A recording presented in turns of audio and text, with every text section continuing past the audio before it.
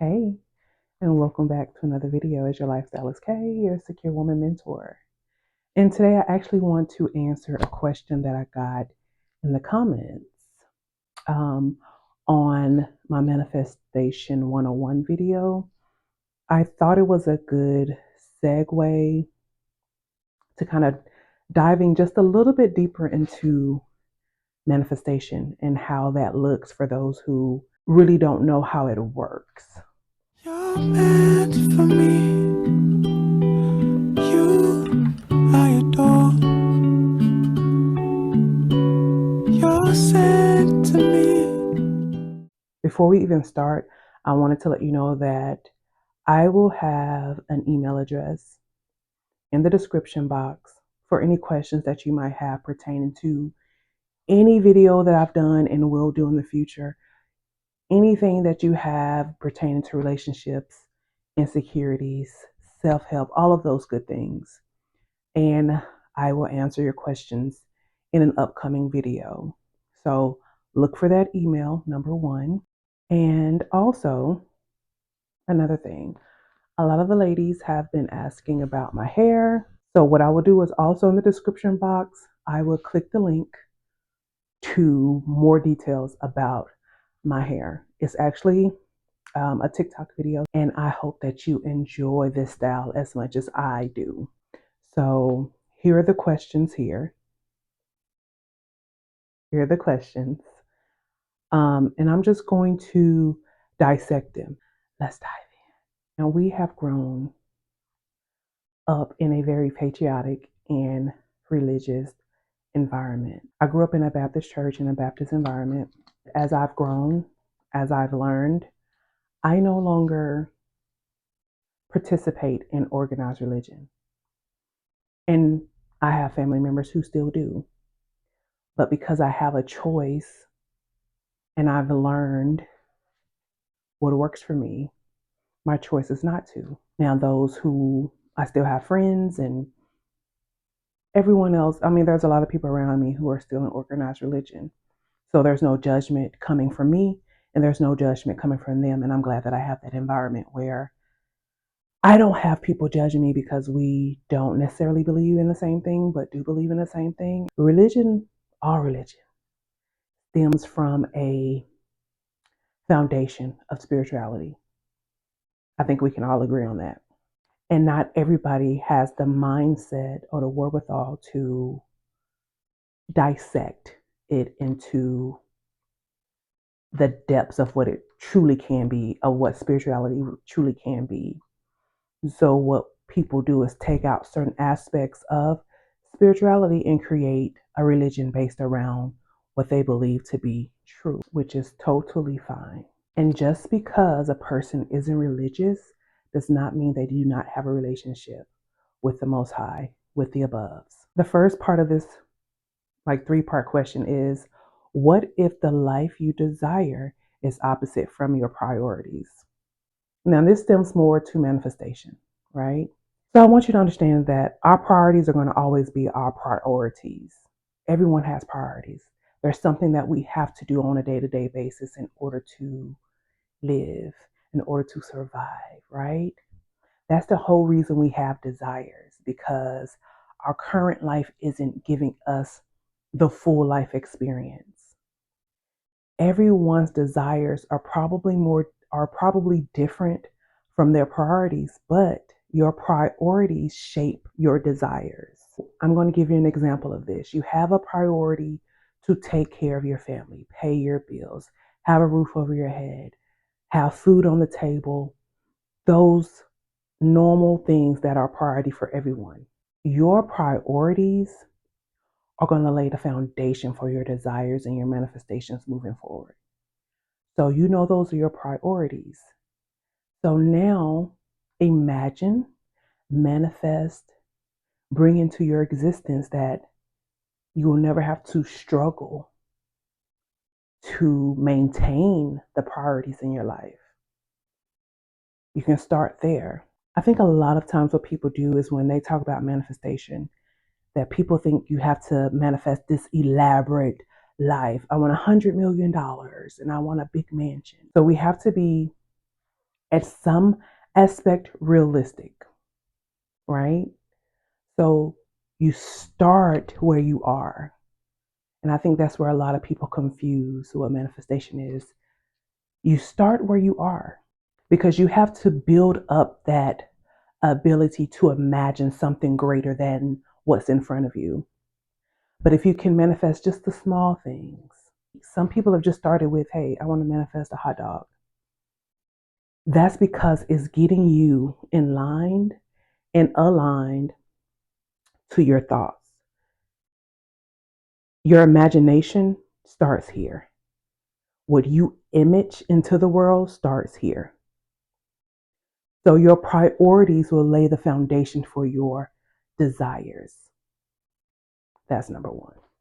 The second question was, what if I can't see my desires and priorities achieved alongside each other? They are co-creating together, right? Your priorities lay the foundation for your desires. So your priorities come first. And because you know you have these priorities, now you have a desire to make sure that these priorities are satisfied each and every day, each and every week, each and every month. So if you can just start small, maybe one priority is to pay off a small bill.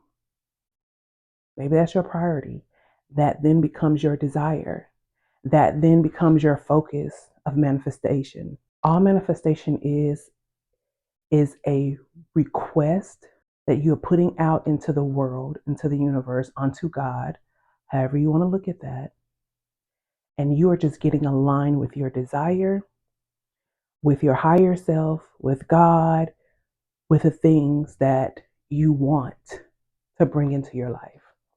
As above, so below. And one thing about shifting your mindset is that it's scary because it's uncommon. And more than likely, the people around you don't understand it.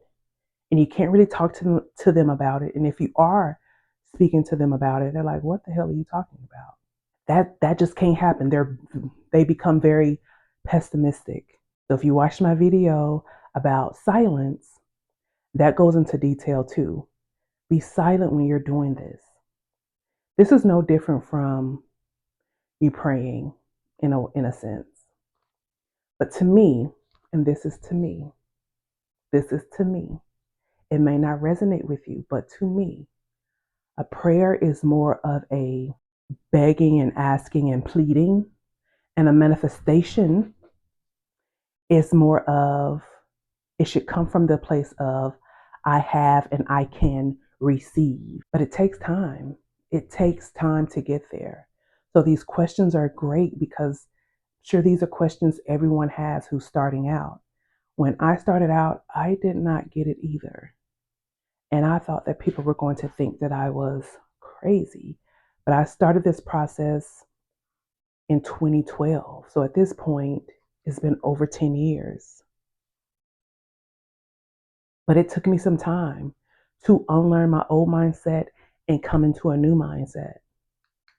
That's the great thing about us as human beings in this life, that we can change our mind at any time. We can shift our mindset at any time.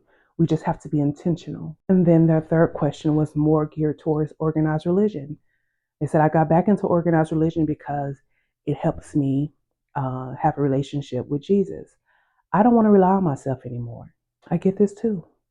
During my process of unlearning and relearning and really understanding, I had to do a lot of research. I went down the rabbit hole. And you know, if you watch more than one of my videos, I always tell you, I come from a place of experience. I'm giving you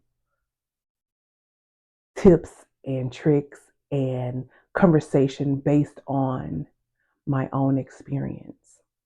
So I get it. Coming from organized religion, out of organized religion, it is not an easy process.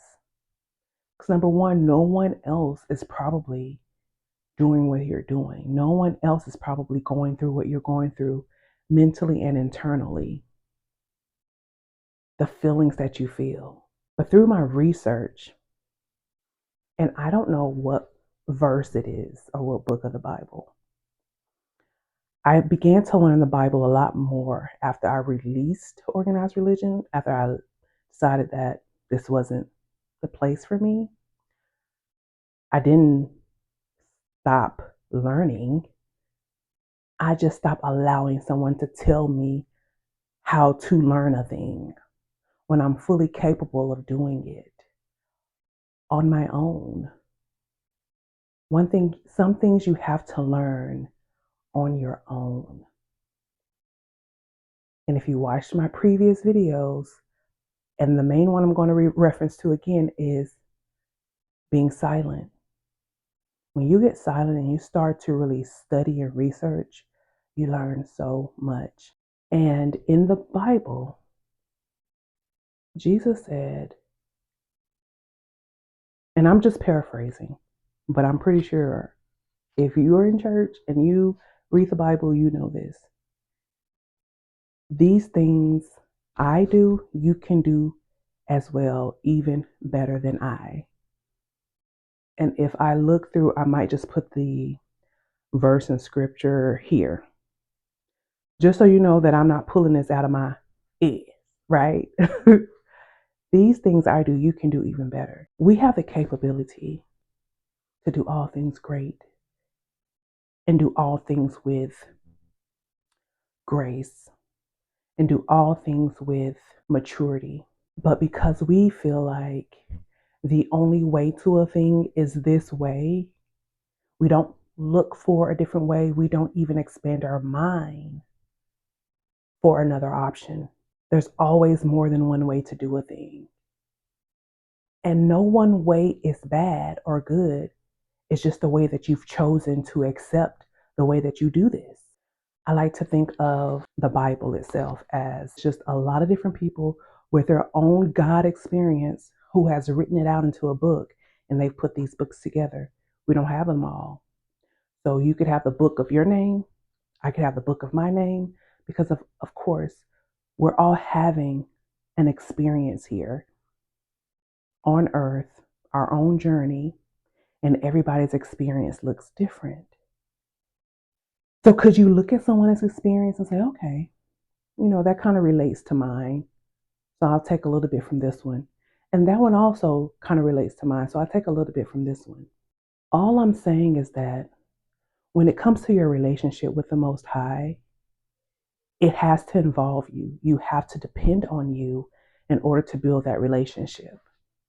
You have to be intentional with the things that you desire in order to build that relationship. And leaning on yourself or depending on yourself, all you have is self, but you have layers to you. We have our lower self. We have that even keel self that's, you know what, I don't care either way. Or we have our higher self. You have to determine at what point in life you're going to listen to your higher self and be one with the aboves, with spirit, with that middle ground when, there's decisions to be made in a way where you're listening to your higher self, but also you're listening to that gut feeling, because that gut feeling is a brain too, right? And you also have to know when to shut off that lower energy. We all have it. We all have those moments where we just don't give up, right? We have those moments, and that's okay. Because not only are we a spiritual being, we're also a human being. So you're going to have those human moments where you're like, I don't give a fuck. It's just what it is. And so I hope that these explanations bring you closer to an understanding to where now you can kind of dissect your own misunderstandings in order to gain a better understanding. But we're here, and all we can do is learn as we grow. See you on the next video.